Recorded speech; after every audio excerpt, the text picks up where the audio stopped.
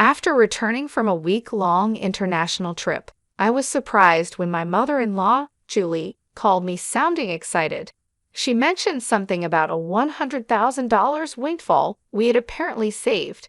Confused, I tried to remember any recent time I had saved such a sum.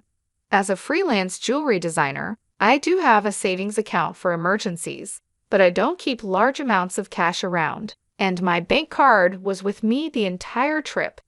Normally, no one else has access to withdraw such a large amount from my account. Julie said, "He gave it to me, so I took it from the sideboard drawer. You guys are doing well, so it's fine." Her words left me bewildered.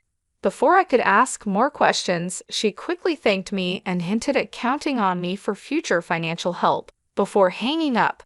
I was left puzzled about the missing $100,000 until Larry, my husband, came home and explained the misunderstanding. A month later, Julie bombarded me with numerous calls. At first, I ignored them, but the constant ringing eventually made me answer. Seeing over 50 missed calls on my phone was alarming. When I picked up, Julie's loud voice filled the room, accusing me of ignoring her. Her tone suggested she felt wronged, but to me, it was just the result of her assumptions. My life as Olivia, a 37-year-old busy freelance jewelry designer wanting children but overwhelmed by work, is shared with my equally busy husband, Larry. He used to have a corporate job, but now helps me manage my growing design business. Early in our marriage, my design jobs were rare, and we largely depended on Larry's steady income. Now, as my business flourishes, our roles and responsibilities have changed, but so have our challenges, like dealing with unexpected family misunderstandings about money. As I neared 34, my career as a jewelry designer was taking off, and I needed to organize my busy schedule better. Seeing the demands of my business grow, my husband, Larry, who was doing well at his company and about to get a promotion, made a bold choice. He quit his job to join me, using his management skills to help our business. Together, we got contracts with big international brands, improving both our work and personal lives. But with success came new challenges, especially with Larry's mom, Julie. She lived alone and saw our lives as luxurious, often asking us for money. "You always seem to be living so lavishly. I'm jealous," she would say. My job required me to attend product launches and dinners with executives, which Julie saw as fun outings. Her requests for money became more personal over time. "I'm going to throw a party for my friends soon. Can you give me some money for it?" she asked once. Even though it looked like we could afford it, keeping up our business image was expensive and full of obligations. We weren't living in luxury. These were necessary parts of our work. Julie, full of envy and sarcasm, didn't understand our expenses. "Dressed up beautifully, eating at expensive places, I envy you," she'd say. Despite my repeated refusals, Larry, being her son, would sometimes give in to her demands. If giving her a little money keeps her quiet, then it's worth it, he'd argue, finding it easier to appease her than have our work disrupted. But Julie's demands only grew. Recently, she wanted a new dress for an upcoming gathering. Just the other day, Julie came over and pestered Larry. "Wouldn't a three-piece suit work? We've been asked to buy clothes before," she said. "There might be cheaper options, but what Julie wants is certainly not cheap." I explained to Julie that it was a fancy party and she couldn't be the only one in old clothes. She also insisted on a matching bag, which left us frustrated. To handle her frequent requests, Larry had set up a credit card in Julie's name for her expenses. At first, she overspent a lot and Larry had to warn her. Even though he asked her to tell us before making big purchases, she kept spending too much. This constant demand for money left both Larry and me exhausted, trying to support family while keeping our business stable. I found an exquisite ring and couldn't resist buying it, though I regret not telling you first. Unfortunately, the bill was huge. Julie said, "If spending is going to be this uncontrolled, maybe it's best to take back the card." "We just can't cover these costs," Larry said. The credit card was in Julie's name, but Larry was the one managing and paying the bills. Julie treated the card as if it had no limit, not realizing every purchase had to be paid for. Since the money wasn't coming directly from her, she kept using it freely. To control her spending, Larry set a limit on her card. Julie stormed into our home one day, frustrated. "What the heck? I couldn't pay for my shopping the other day." "Why?" she complained. We explained that her excessive spending was straining our finances, so we had to lower her limit. "It's still enough, right?" Larry asked, trying to keep the peace. "But you two are still dressing up and going to fancy places. How is what I'm doing any different?" Julie protested, thinking our activities were just for fun. "That's part of our job, Julie. If that's a job, then what I'm doing isn't any different. It's unfair that only you two get to have all the fun," she argued. "While it's true that our work involves attending events in luxurious venues, these are professional obligations, not leisure activities." Despite her misunderstandings, setting a limit on Julie's credit card seemed to calm things down. Occasionally, Julie would visit and complain to Larry, but overall, life continued without major disruptions. As the year ended, an exciting opportunity came up. A foreign brand manufacturer approached me with a proposal to expand our business by moving overseas. This prospect thrilled me as it could elevate me to the ranks of top-tier designers. Larry, ever supported as my manager, was all for it. "It's a chance we have to take," he affirmed. However, the idea of moving abroad brought a new concern. Julie. Given her past behavior, it was a real worry that she might insist on joining us overseas. The thought of living internationally was exciting, but dealing with Julie's demands in a new country was daunting. When we told Julie about our plans to move overseas for work that weekend, she reacted as we expected. "I want to come too," she declared, assuming our move would be a long vacation. Larry tried to explain, "We're going there for work. It won't be as leisurely as you think." But Julie was skeptical. "You're trying to trick me. You're planning to live even more lavishly there without me watching," she accused. "We're not moving there permanently. We'll come back after our work is done," I explained, trying to calm her concerns. Yet she retorted, "You're saying that, but you're planning to leave me behind, aren't you?" Larry and I were both exhausted by this repetitive argument. In an attempt to compromise, Larry suggested, "Okay, we can't take you with us, but how about we pay for a week-long trip for you instead?" Julie perked up at this. "Really? Are you sure?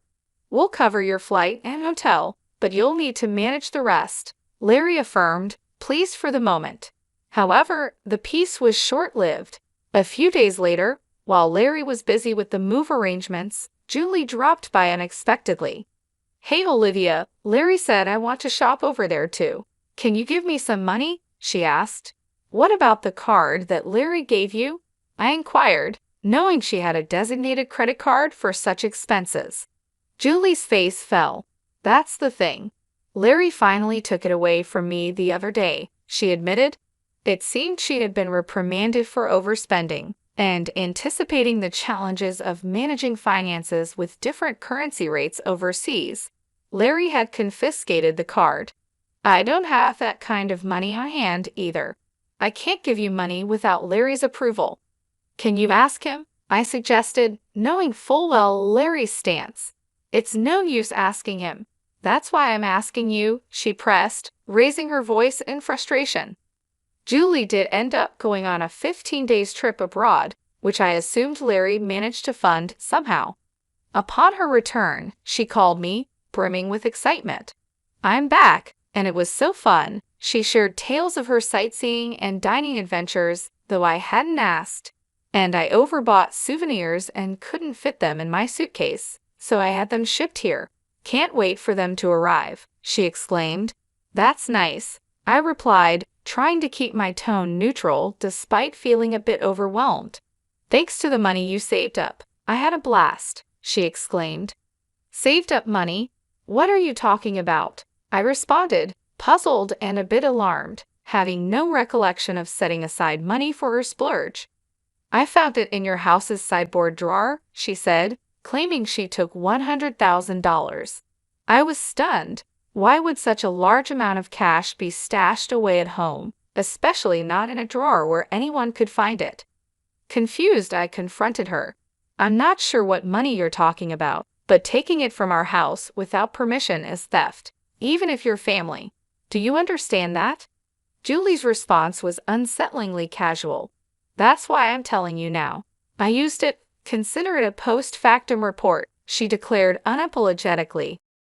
I have no idea about this money, but if you took it and used it without telling anyone, that's a crime. And if it was something Larry had set aside for an important transaction, it's even more serious, I explained, trying to make sense of the situation. Despite this, there hadn't been any noticeable disruptions in our business finances during her trip. You two live so extravagantly, so why can't I have a little of that? Think of it as doing a favor for your parent. It's not a big deal, right? She rationalized, showing a sense of entitlement that was hard to comprehend.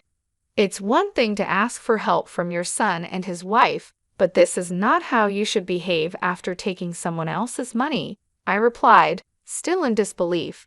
I'm glad you enjoyed your trip, but I'll have to discuss this with Larry when he returns. Larry will understand. After all, I'm his only mother, and $100,000 isn't much to him, she assumed. All right, I'll pass the message along, I said, astounded by her lack of awareness. Later that evening, when Larry came home, he looked troubled. Olivia, do you know about the money I left in the drawer? He asked urgently. 20 days ago, I withdrew it from my bank account, and now it's gone. Keeping such a large sum in a drawer, didn't you think it was careless? He questioned. I needed cash immediately for an urgent payment. Do you know anything about it? It suddenly clicked. Julie's earlier call thanking me for the $100,000 and mentioning how much fun she had made sense now. It was Larry's money meant for a crucial purpose. Larry, today Julie called, thanking us for the $100,000 and saying she had a blast with it, I explained. I didn't understand what she meant until now. I explained, piecing everything together. So it was Larry's money, but what was such a large amount meant for? I asked. Hey, if it wasn't for a business payment, we've been doing bank transfers for a long time, right?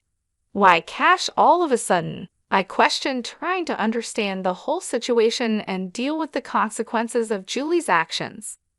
I knew it was Larry's money that had disappeared, but I didn't know the full story. Julie had taken the money without telling us, and I needed to understand why. I asked Larry, puzzled by the situation. Larry began to explain. After he reduced the credit limit on Julie's card, she started secretly borrowing money from various sources, including consumer finance cards and credit cards she had opened without our knowledge. When Larry found out about her growing debt, he took away all her cards and withdrew cash to settle her debts directly, aiming to bypass the banking system to keep our business accounts clean and maintain trust with our partners. This was also partly a farewell gesture, as we were moving abroad and wouldn't be around to manage such issues for her. Larry explained, I planned to handle her debts discreetly to prevent our financial records from getting complicated. A month had passed since then, and as I was busy packing for our move, Julie's frequent calls became hard to ignore. When I finally took her call, her voice was filled with desperation. Why aren't you answering my calls? I've called so many times, she said, almost in tears. I'm sorry, Julie. I've been caught up with the move. What's going on? I asked, trying to remain calm and give her a chance to explain her side. It's not just one thing, it's everything. They're asking for payments almost every day. It's too much, Julie confessed, her voice cracking under the strain. Have you tried contacting Larry about this? I asked, hoping she had sought his help first. He seems to be blocking my calls. I can't get through to him at all. Olivia, you're my only hope now. Please help me, she pleaded. I realized then just how complex the situation had become. Julie's financial recklessness had led her into a maze of debt, and now, Cut off from Larry's assistance, she was turning to me as her last resort. As we prepared to start anew in a foreign country, dealing with Julie's financial chaos demanded immediate attention before we could fully focus on our new beginnings. I was surprised by Larry's drastic approach toward his mother. If he had used the prepared funds to settle Julie's debts directly, this stressful situation might have been avoided. Now, Julie was overwhelmed with collection letters and constant calls from finance companies and lenders. It was like a scene from a dramatic film, something I never thought I'd see in real life. I'll talk to Larry, but I can't guarantee what he'll do. A son should help his mother in trouble, right? Please ask him for me, Julie pleaded at the end of our conversation. But with our business expansion coming up, our finances were already stretched thin. We couldn't afford to help Julie more, especially since she misused the money meant to settle her debts. When I told Larry about the call, he responded with a mix of fatigue and resignation. I had planned to sort things out before we left, but she squandered that chance herself, he said coldly. The money was originally meant to clear Julie's debts, but she spent it on a lavish trip, leaving no room for excuses. As Julie's calls continued, I followed Larry's lead and blocked her number. Part of me wished to help her. She was, after all, Larry's mother, but there was nothing I could do if he chose to detach from the situation. Meanwhile, our move overseas was fast approaching, and I still had a lot to pack. Amid the chaos, I discovered more troubling news. Julie had decided to sell her house to manage her debts. It turned out she had hidden even more liabilities than we knew. The total amount was so large that even after selling her property, she couldn't cover it all. Losing the family home where Larry had grown up was deeply upsetting. Our family home is gone. Are you okay with that? I asked, sensing his sadness. How can I be okay? But there's nothing we can do, Larry replied, his voice tinged with sorrow. Losing the house where he grew up must have felt like a great loss, much like how I felt when I lost my parents' house early in life. Amid these complex feelings and the heavy task of packing, we had to come to terms with the fact that some situations were beyond our control. We needed to focus on our future as we prepared to start anew in a different country. The bittersweet reality of losing a family home struck me deeply. I watched the situation unfold with Larry. Unlike my past experiences, Larry had not only lost the house where his earliest memories were made, but also his emotional sanctuary, and all while his mother, Julie, was still alive. It's a hard feeling to describe the mix of loss and displacement, especially under such painful circumstances. It's more than just losing a building. It's about losing a part of your history and the comfort of a place to return to that no longer exists. Julie now lives in a modest apartment and faces the daily struggle of managing her debts. She works part-time, which is tough given her age. Job opportunities for older people are limited and often physically demanding and less rewarding. This new reality is a big change from her previous life of unchecked spending and financial freedom. Though I feel sympathy seeing her struggle, it's tempered by knowing her situation is the result of her own poor financial decisions. Life teaches us that actions have consequences, and Julie's case reaffirms that financial responsibility is crucial at any age. In our new environment, the business is thriving beyond our expectations. The move overseas has brought our brand into the international spotlight, with a flood of inquiries and offers from all over the world. Every new email and call brings potential for growth and collaboration, which is exciting but also very demanding. The success is thrilling but consumes our entire lives, leaving little room for anything else. Days blend into nights as we navigate time zones and cultural differences, trying to make the most of this golden opportunity.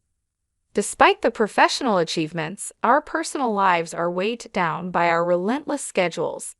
The dream of expanding our family seems more like a distant vision, something we hope to revisit when the immediate demands lessen. Larry, who handles everything from logistics to client management, feels the strain deeply. As partners in both life and business, we often ponder our future and priorities, wondering how we can balance our professional goals with our personal desires. I look out of our apartment window, taking in the vast landscape. The neon lights blur into the night, mirroring the blur of our daily lives. This view, filled with promise and anonymity, is a sharp contrast to the familiar streets we once knew. This city, vibrant and relentless, is now our home. However, it starkly contrasts with the quiet, steady life we left behind. Our new life is exciting but also daunting. It's filled with endless tasks and decisions that challenge us at every turn. Navigating this new chapter, I often think about Julie's situation and the broader implications of our family and financial decisions. It's a continuous learning curve, understanding how deeply our choices are intertwined with our lives. Each decision, each sacrifice, and each success shapes not just our immediate circumstances, but also the legacy we leave behind. This view is full of promise and anonymity, a big change from the familiar streets we once knew.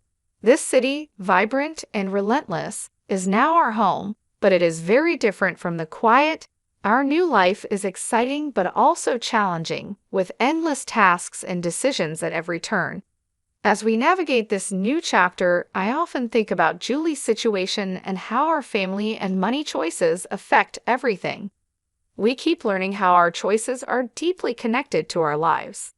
As we build this new phase of our life, we try to balance achieving success and maintaining the relationships that define us beyond our business achievements.